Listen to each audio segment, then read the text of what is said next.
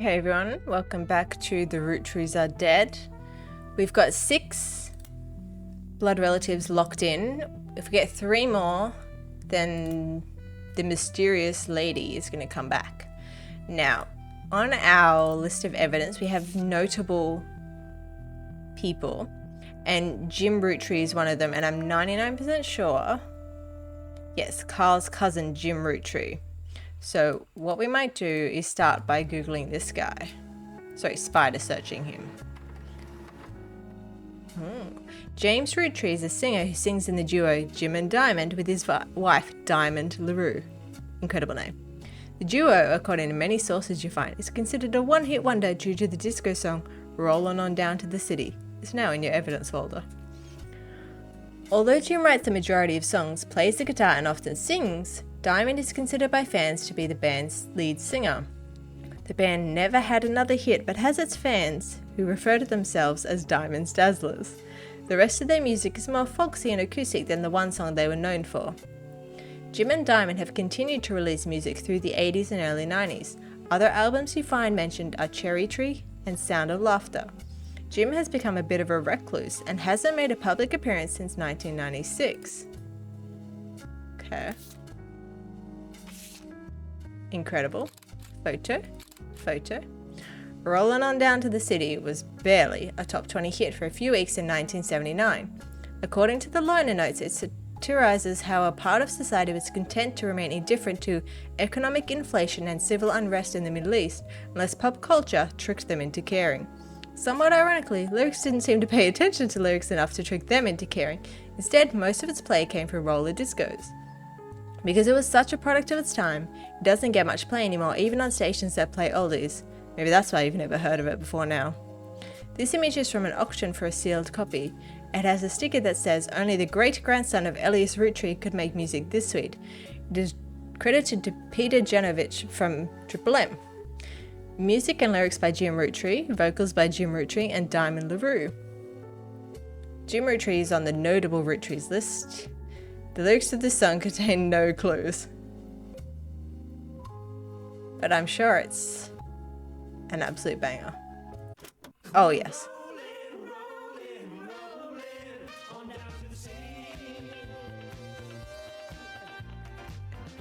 Yeah, this is exactly what I wanted it to sound like. Okay, it's going to keep playing in the background. Let's go to this. I think this is going to be Jim.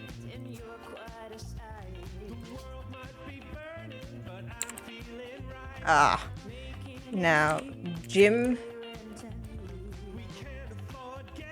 is short for Jack. He's a musician, and that's Diamond, which is possibly the best name. Okay, I would like to spider search Diamond LaRue. Gives me the exact same. Oh, there's hints. Okay. Anyway, I'm guessing spider searching Jim and Diamond. Yeah. So they've got children. Is that what that is? Oh no, that's bonus photos. Okay. Okay, interesting. They do have 2 children here, sorry. I don't know why I thought that would be the children. Clearly they're also his children. Okay, but we'll have to come back to that. Okay. Oh, they split up. I thought I meant they were dead. And has a daughter much the same age as Raina. Okay. What year is it? 1998. She got married young.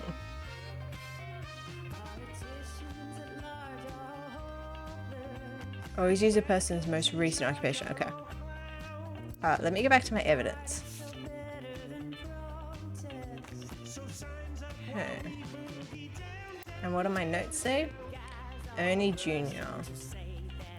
I can delete that note. We know Elias had 5 kids. I can delete that.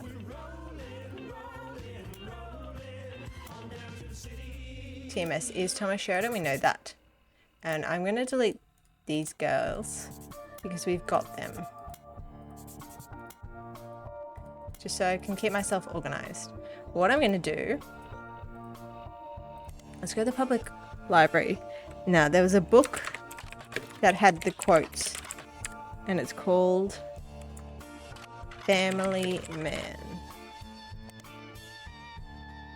Okay. It's published in 1920, an old book about Elias Roottree. There's no downloadable version available because the book is impossible to find these days. Okay, so that was kind of pointless.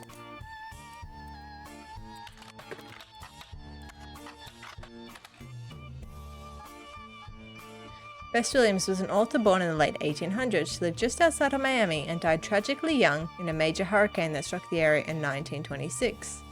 Information about her or her book Family Man seems to have faded over time due to lack of interest. It's a very poorly received book about Elias Roottree.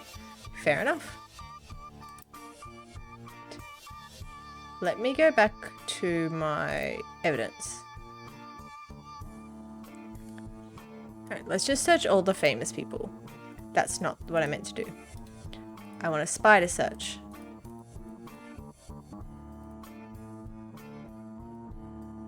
Unhighlight. Spider search.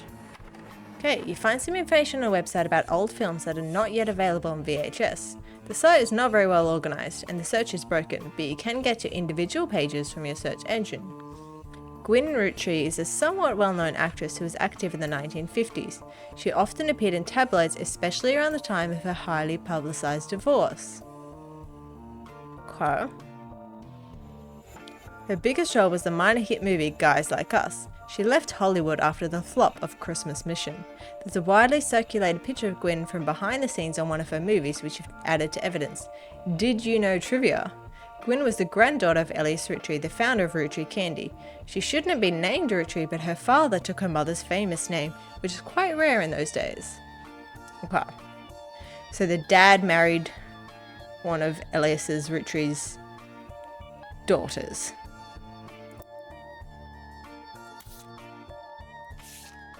She's a stunner. And she got divorced. That's what it said, right? Where are my notes? Gwyn Roottree. So, Gwyn Roottree. Spelling. Actress. Divorced. 1950s. Granddaughter of Elias. Mother was Elias's daughter. Dad took her name. Okay. Can I look up her movies? Guys Like Us is a 1953 film in which two secretaries cut their hair short and pose as businessmen to get ahead in life until one of them falls in love with their client and hilarity ensues. Starring Gwyn Roottree, Leslie Florence, and Harrison Lane. The title is a play on words, as it can be read that the two women are men similar to other men, or that the men are fond of them. I see, like Guys Like Us or Guys Like Us. And what was the other one? Christmas Mission.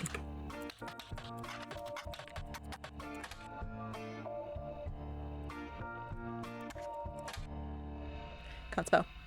It's on a page called Flops. It was a war movie about World War I released in 1955 that received poor reviews and lost the studio money. Gwyn Roottree had a role as a soldier's wife who wrote him letters from home. You find no additional relevant information. The movie was marketed as an incredible true story, but no record of the events happening have ever been found. Okay.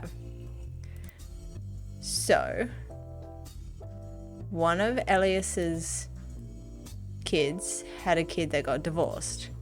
So, by process of elimination, this is Gwyn.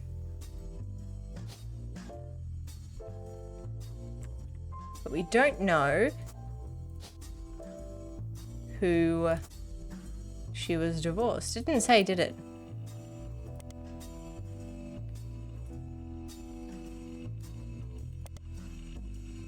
It just says highly publicized divorce. You come across mentions of a marriage to Wild Bill Williams. They divorced before the birth of her second child. Okay.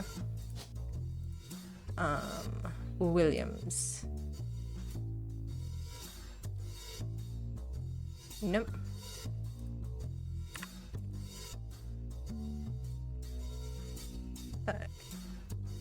Okay. So we don't know it at all?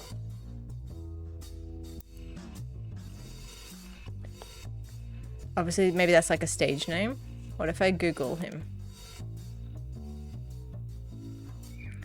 Wild Bill Williams was a leading man of some non-notable movies in the 1950s. He appeared in an adventure movie called Fortune Favors the Grave, which has yet to be released for home audiences. You don't find any additional information about that film. He was known for his good looks and off-screen romances, specifically with blondes. He was married 4 different times to 4 different actresses. There's a famous Hollywood rumor that he even approached Marilyn Monroe at a party and that she was already aware of his reputation. Did you know Wild Bill grew up in Paris, France? He returned there often. Okay. I know it says I don't find any information.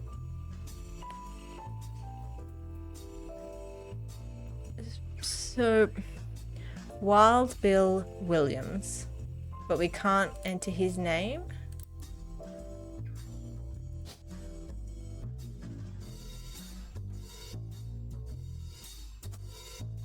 Can I type it?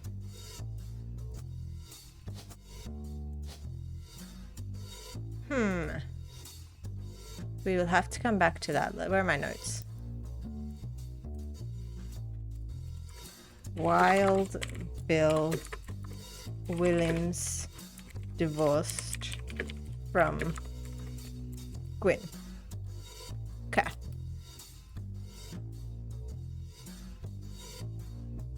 Why are these guys? Oh, because they got divorced. And we don't know anything about her children, do we? Or her mother, even. Said that this was a guy who married in.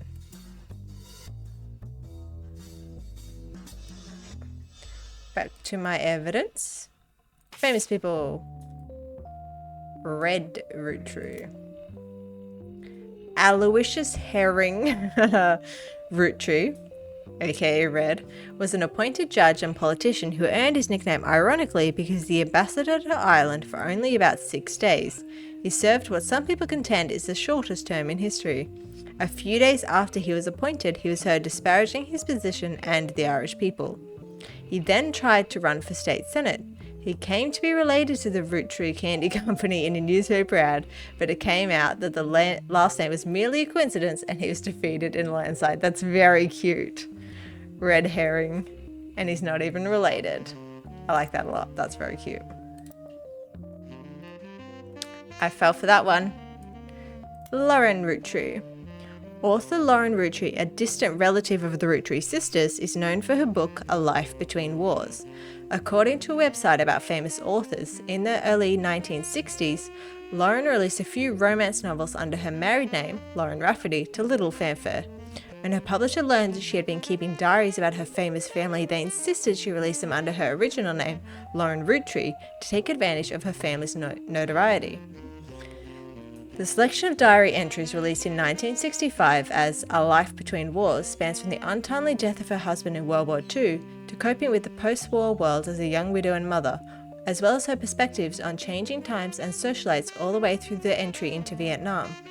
While the content is not considered particularly relevant to modern audiences, it has found new life as an exercise in high school English classes to show an evolution in writing style and for a look into life in previous generations. After the success of her diaries, her publisher re-released her romance novels under the name Lauren Root Tree. This included Romance in Court, which gained popularity. She followed the re-release up by writing 2 new sequels, creating what fans referred to as the Court Jester series. You find no recent details about Lauren, though she is listed as retired. Okay.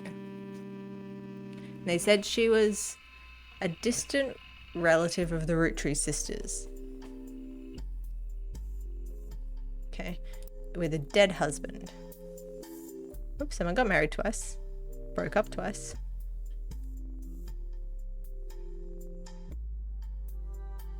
Okay. Where are the other famous people? One there. And one there. We don't know which one's which. Back to the website. Let's have a look for A Life Between Wars. Sorry. Let's make a note. Lauren married Rafferty.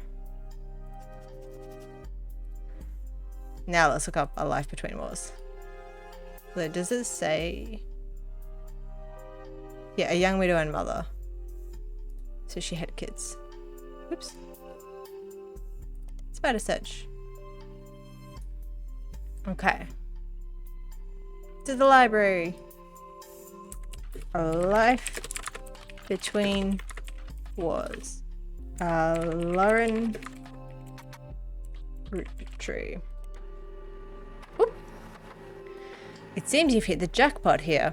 This is a book occasionally taught in schools. You even find a hardcover edition for students that has full-page, high-quality pictures in it. A summary of the contents of the book, photos, as well as some particularly relevant entries from the diary have been added to your evidence. Wow, we are printing a lot. Okay. There's Lauren. That's her husband. The book was published in 1965 and consists of diary entries that stretch from 1940 to 1965. Oh, she got published quick. The most important event that much of the diary and Lauren's thoughts revolve around was the loss of her husband, Jacob. Jacob died in the final months of World War II while Lauren was pregnant. This left her to raise her son Clark alone. Lauren never remarried and only had one child. By skimming the pages of the diary, you glean the following information. She was the granddaughter of Elias and Gwyneth on her father's side. Her mother's family was called the Cozels, but she hardly ever mentions them.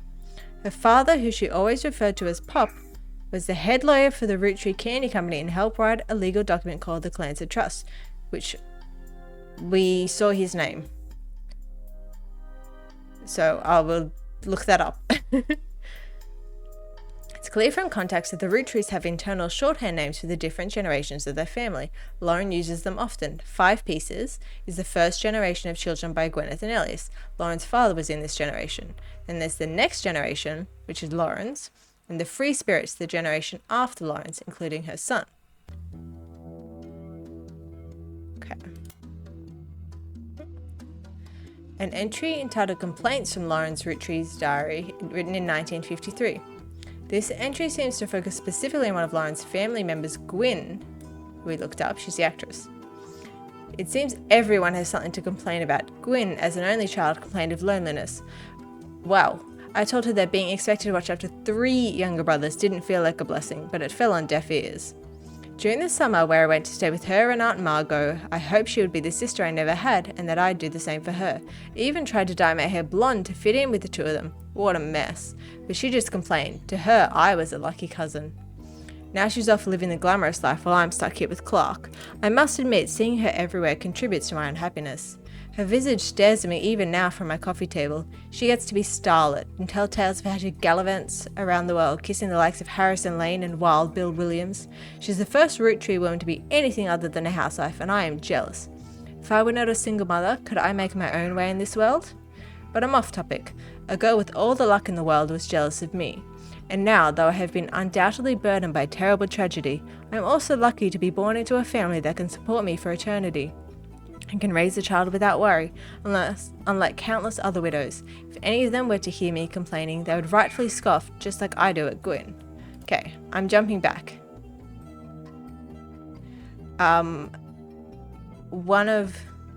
This has to be my girl and her guy, Rafferty, Jacob, and she was Lauren. She got 4 younger brothers. I know it said retired. No, I'm gonna put author. Oh, I wasn't done. I wanted to fill in Margot's mother, Gwyn's mother, Margot. Okay, 3 correct. And I've also got Diamond LaRue and Jacob Rafferty. Okay. Oop. You're on a roll. I'll try to keep that momentum going. Carl's office was a mess, thanks to some burst pipes. But I unearthed a photo from a 1970s Root Tree reunion. I also found some important-looking papers. You've traced 9 blood relatives so far.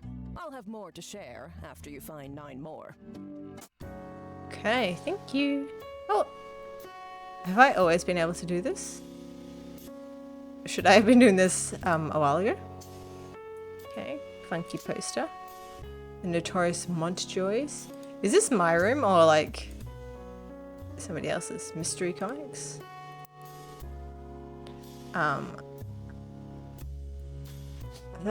Oops, no, sorry. Margot? Yep. Who's probably also a housewife, but I'll leave it for now. I've got so much to keep going through. We still don't... We've got Wild Bill Williams, but we can't get his name. Oh, and Lauren's son is Clark. And her father is the guy who did the Clancy Trust. Which, it said the lawyer's name. Clancy Edward Roottree. He was the head lawyer at the time.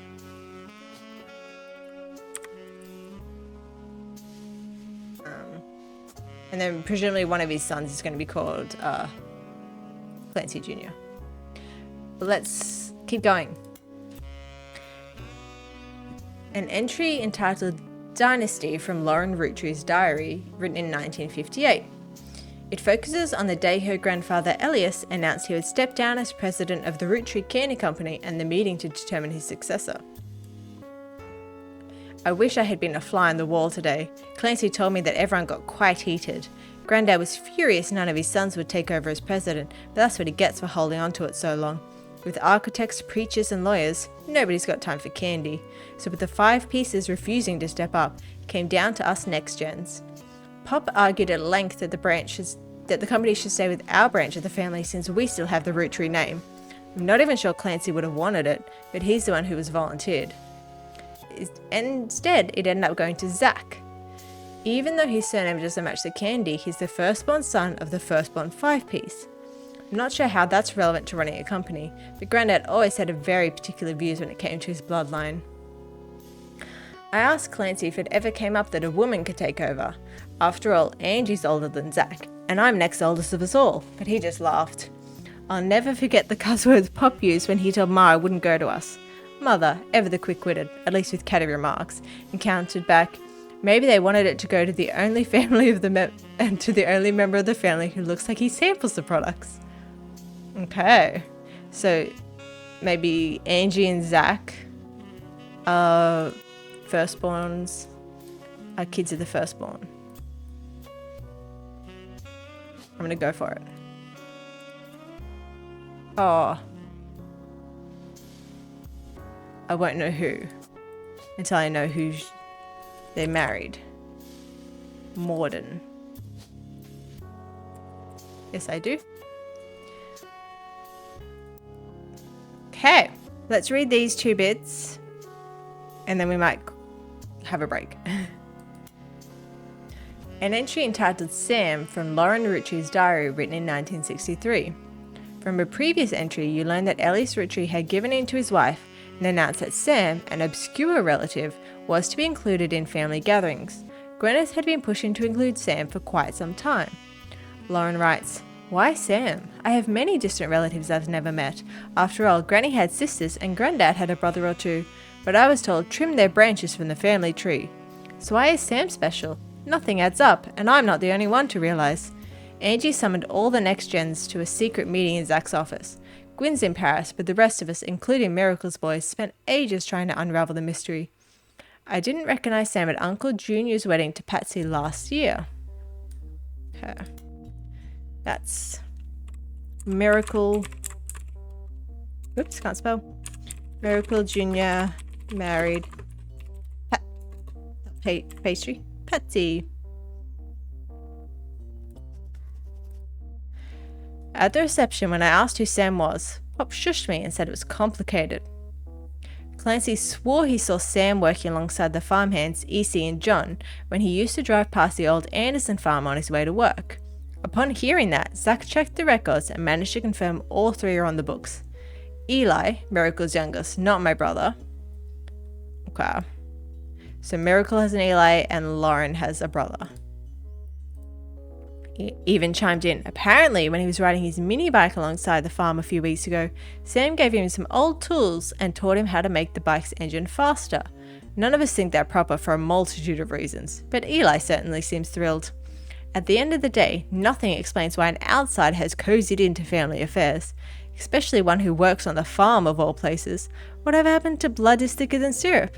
Why is Granddad making an exception now? Interesting. And it's because his wife Gwyneth has been pushing for Sam. Okay. One of the final entries called Clark from Lauren Roottree's diary written in 1964. Clark's getting married and, in my opinion, far too young. He's barely 18 for God's sake. Danielle isn't much older, but openly confronting them would make me a hypocrite. After all, Jacob and I got married at 16. Clark, like the rest of his generation, is a free spirit. What else do you call a group of kids growing up with more money than any one person can spend? They all aspire to be musicians and artists and dancers and all sorts of nonsense. The only one who has any discipline is Carl, but that's because Pop forced Clancy to send him to the academy. Maybe I'm just getting old, but our generation was never so bad. My brothers all seemed to pursue paths of knowledge, and the most rebellious thing any of us ever did was bring home someone who would be illegal to marry if we lived anywhere south of Pennsylvania. Pop seems to have gotten over it because Edward is set to take over his department once he retires. As for me, my first published book, Swashbuckle My Heart, is based on the pirate stories I used to invent with Jacob when we were walking in the woods after school. I think he'd be proud that Clark and I are carrying on in his name. Even my cousins are doing well. Zach's not a bad president after all, and his sister seems to be doing a good job raising her twins. Gwyn is Gwyn, but at least she came out of the divorce with her head held high. She even told us she might come home next year so we can meet her kids. But the free spirits, in any other family, they'd all end up on the streets. Even Clark. There, that's her son. Okay, where is she? There. I already named him, but this is Danielle. Danielle Franks. Alright. I think we'll give it a pause there. We did get a bunch more evidence to go through from the mysterious lady who I think is supposed to be a lawyer, but maybe not. This was good. This was productive. Thanks for watching. Bye.